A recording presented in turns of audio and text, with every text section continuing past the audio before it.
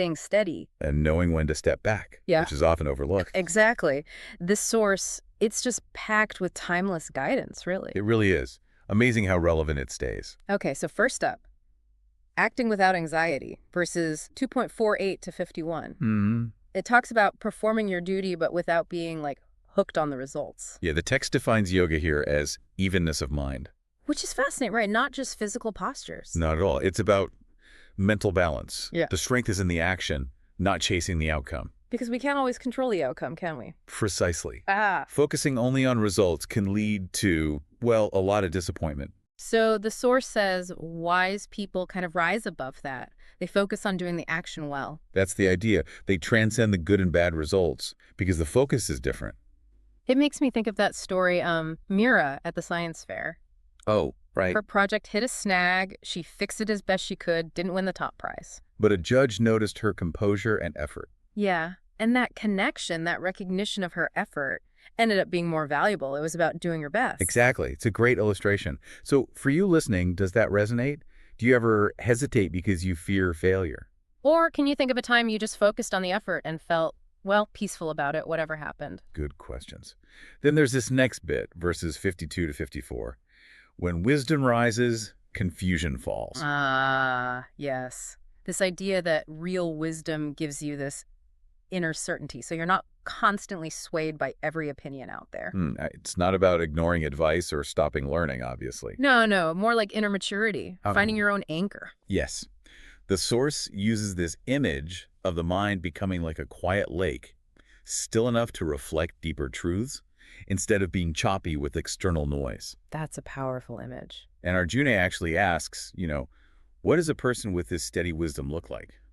How do they speak, sit, walk?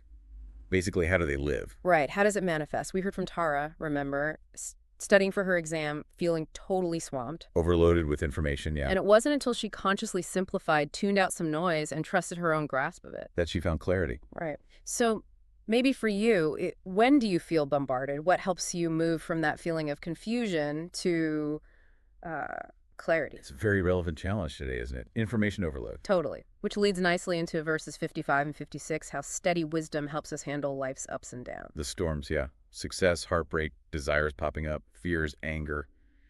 Maintaining balance through all that. The source says someone with this wisdom gives up desires that spring from the mind, those restless cravings. And finds satisfaction within. Contentment isn't dependent on external things. It uses the term stitathir muni, one undisturbed by sorrow, not craving pleasure. And free from attachment, fear, and anger. That's the core. Right. Inner freedom. So emotions happen, but they don't uproot your fundamental peace. Exactly. It's about resilience. Think about Mina's story, finding that inner stillness after her marriage ended. Her peace wasn't tied to the external situation anymore. It came from within. Right. Which makes us reflect. What do we cling to? For pleasure, security, identity. And can you recall a time you faced something really tough with maybe surprising, calm? Then verse 57 offers this image of calm right in the chaos. Like being still in a noisy marketplace, the unshakable soul. Yeah. It's not about suppressing feelings or pretending the chaos isn't there. It's more, not being driven by it, acknowledging pain or joy, but not letting them take over permanently. Think of Dr. Mira in the emergency ward story. Intense pressure lives on the line. But she maintains that calm focus. She has to. Exactly. So for you, was there a moment you responded with grace under pressure? Or maybe a time panic just took over? It happens to all of us. Sure. And the text suggests practicing the steadiness in small, everyday challenges too. Building the muscle. Like dealing with traffic or a frustrating email. Could be. And finally, verse 58 gives us this almost counterintuitive idea. Strength in knowing when to pull back. The tortoise, withdrawing its limbs into its shell. Yeah, it's presented as a strength, a form of protection and wisdom. But it's not about fearful retreat, is it? Or suppressing things. No, the emphasis is on conscious self-regulation. Observing your senses, your reactions, and choosing when to disengage. Choosing to step back for inner peace or clarity. Exactly. Like Ishan, who started taking deliberate breaks from his phone. And he felt more connected to himself, his surroundings. That's what he reported. It made a real difference.